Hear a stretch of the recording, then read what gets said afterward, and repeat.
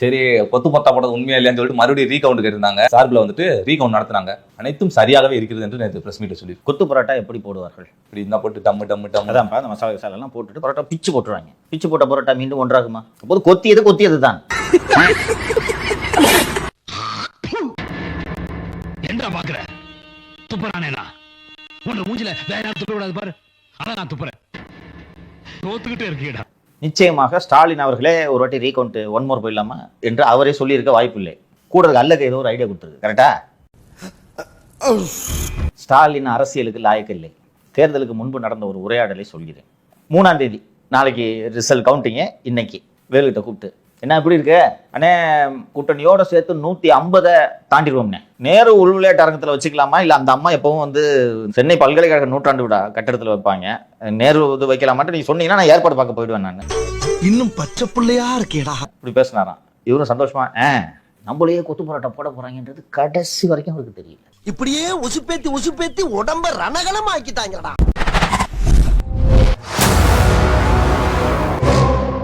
தொடக்கம் முதலே இப்படித்தான் கூட இருப்பவர்கள் ஏமாற்றிக் கொண்டிருக்கிறார். இல்ல அதான் அவர் விரும்புறாரு. அதுதான் விரும்புறாரு. அது மாதிரி பாசிட்டிவா சொல்றதுதான் விரும்புறாரு.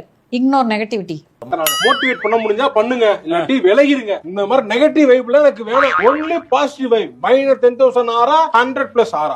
இன்னைக்கு ஒரு செய்தியை நான் பார்த்தேங்க. அந்த செய்தி சாதாரண ஒரு செய்தி தான், ஒரு குட்டி தலைப்பு செய்தி. மெட்ரோ ட்ரெயினில் முதல்வர் விஜய் அவர்கள் பயணத்தை மேற்கொண்டார். அதுக்கு முன்னாடி டிக்கெட் எடுத்து விட்டு மெட்ரோ ட்ரெயினில் விஜய் அவர்கள் பயணம் செய்தார். அப்படின்னு என்ன பழக்கம் அது? என்ன பழக்கம் இது?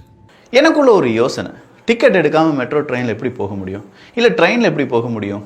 ஒருவேளை ட்ரெயினுக்குள்ள டிக்கெட் எடுக்காம யாராவது வந்திருக்காங்களா அரசியல்வாதிகள் அப்படிங்கிறது எனக்கு தெரியல. நான் உங்களை சொல்ல சார். டிவிஎஸ்சி செமையா பம்பர் மாதிரி சுத்தி நிறைய பேரை லாவகமா பிடித்து எடுக்கிறார்களாமே. அது என்னன்னு சொல்லி பார்த்தா 7 பேர் மேல வழக்கு பதிவு அப்படிங்கிறது போடப்பட்டிருக்கிறது. இந்த வழக்கு பதிவு முன்னாள் அமைச்சர் we Senthil Balaji sir A1 அப்படின்னு சொல்லி A1 அக்யூஸ்ட் ஒன்னு சொல்லுவாங்க. செந்தில் பாலாஜி கைது கிட்டத்தட்ட உறுதியாகிறது. போலீஸ் சொன்னா கூட அதை நீங்க ஒதுக்கி தள்ளிட்டு போலாம். ஜட்ஜ் சொல்றாரு இஸ் கஸ்டோடியல் இன்டராகேஷன் இஸ் நெசசரினா ஏன் அரெஸ்ட் பண்ணலன்னு கேட்கிறார். சோ எனக்கு தெரிந்து செந்தில் பாலாஜி கைது கிட்டத்தட்ட உறுதியாகிறது. ஐயோ 7 பேர் மேல வழக்கு பதிவு பண்ணிருக்கீங்களாமே, அதுலயும் செந்தில் பாலாஜி அவர்களை சேர்த்திருக்கீங்களாமே. ஒரு பக்கம் இடி, இன்னொரு பக்கம் லஞ்ச ஒழிப்புத்துறை, இன்னொரு பக்கம் நீதிமன்றம், இப்படின்னு சொல்லி எல்லாருமே செந்தில் பாலாஜியை சுத்து போட்டா டெல்லி வரைக்கும் போனோம். வாங்க கிளம்புங்க. நான் முழு ஒத்துழைப்பு தருவேங்க. நான் வந்து என்னைக்குமே சட்டத்தை கட்டுப்பட்டு நிற்பேன். டெல்லி தானே விசாரணை தானே, போலாங்க போலாம்.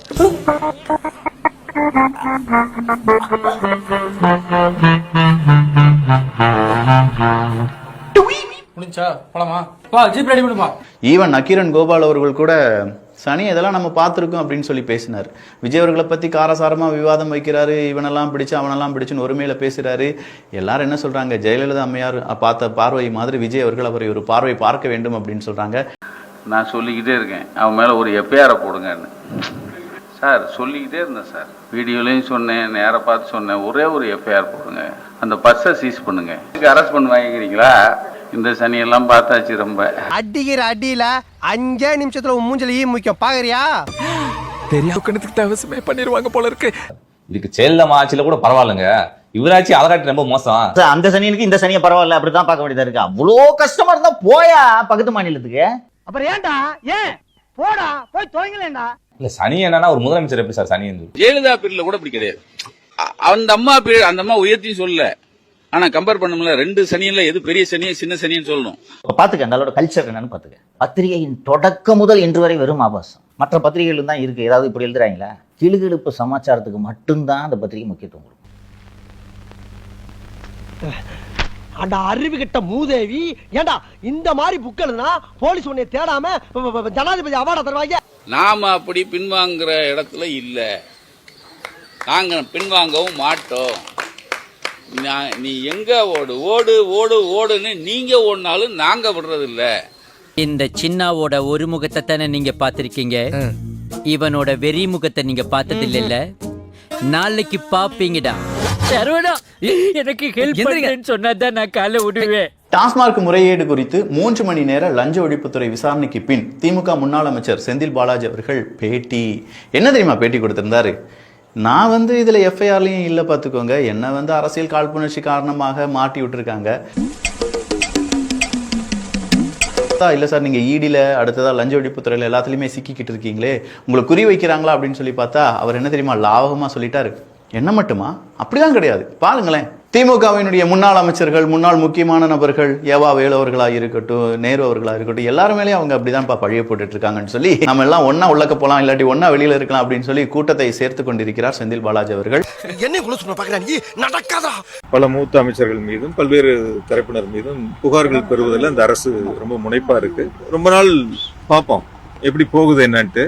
என்னை பொறுத்த வரைக்கும் நான் உங்ககிட்ட ஒன்று தெளிவா சொல்றேன், மடியில கனம் இல்ல, வழியில பயம் இல்லை. அவன் இன்னும் திருந்தல மாமா. அவர் இன்னைக்கே ஒரு மாதிரி சுப்ரீம் கோர்ட் அப்ரோச் பண்ணி அங்க ரிலீஃப் வாங்கினாலே ஒழிய அதற்கு வாய்ப்புகள் எனக்கு தெரிந்து குறைவு. எம்எல்ஏ விலைக்கு வாங்க வழக்கில் காலையிலும் சாயங்காலமும் அவர் வந்து சைன் போடணும். அப்ப தலைமுறை வாரி தான் நீங்க போய் வந்து சுப்ரீம் கோர்ட்ல ஏபி கேட்கணும். இப்ப இந்த கேஸ்லயும் நீங்க அந்த மாதிரி வராம இருந்தீங்கன்னா இந்த கேஸ் பிரச்சனை ஆயிடும். புரியுது. Decisions of the body is taken in the brain. Similarly, the spinal cord attaches the brain and serves. Spinal cord is connected to the brain. Brain is a kidder is the health, and the Babylon is a building. Karur Senthil பாலாஜிலாம் பேசின பேச்சுக்கு இன்னைக்கு ஊர்லயே கிடையாது, எங்க இருக்காங்கன்னு தெரியல. இதுக்கு மக்கள் காசு எதுக்கு கொள்ளை எடுக்கணும், இதுக்கு எதுக்கு பயந்து தெருவா ஓடணும்? அட பாவிகளா, காலையில 6 மணிக்கு ஓட ஆரம்பிச்சது சாயங்காலம் 6 மணி ஆகி ஓட்ட நிக்கல. கேட்டாரு சட்டசபையில, அதாவது பார்ட்டி ஃபண்டுன்னு என்ன, பார்ட்டி ஃபண்டுனா எங்க வாங்கினீங்க அதுக்கான ஆதாரத்தோடு இன்னைக்கு வழக்கு பதிவு செய்யப்பட்டது. ஊர்ல ஒரு ஆள் இல்லை. இன்னைக்கு ஒவ்வொரு நாளும் திமுக அனைவரும் கைது செய்யப்பட்டு வராங்க. எல்லாம் ஊர்ல ஒரு ஆளும் கிடையாது. இந்த பாருங்க, உங்க மனசுக்குள்ள மரண பீதி இருக்கிறது என் கண்ணுக்கு கண்ணாடி மாதிரி அப்படியே தெரியுது.